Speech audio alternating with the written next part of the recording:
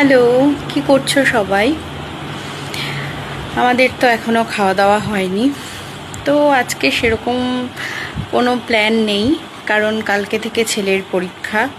আর বাচ্চাদের পরীক্ষা মানে বুঝতেই পারছো কীরকম একটা চাপের ব্যাপার, মানে মায়েদের বিশেষত, মানে ওদের থেকেও মায়েদের চাপটা অনেক বেশি থাকে।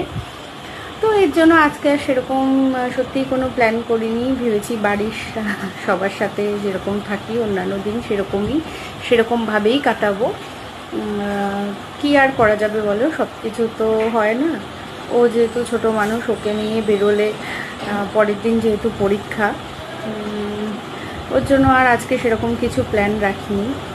আর তোমরা অবশ্যই মজা করো, সবাই নিশ্চয়ই সবার প্ল্যান রয়েছে বিকেলে বেরোনো, ঘুরতে যাওয়ার। যাই হোক, তোমরা কিন্তু আজকের দিনটা ভীষণ মজা করো। আমরাও মজা করছি। পরীক্ষা শুধু বেরোবো না যা, কিন্তু বাড়িতে সবাই মিলে কিন্তু মজাই করছি। তো এইটুকুই। পরে আবার কোনো ভিডিওতে তোমাদের সাথে দেখা হবে।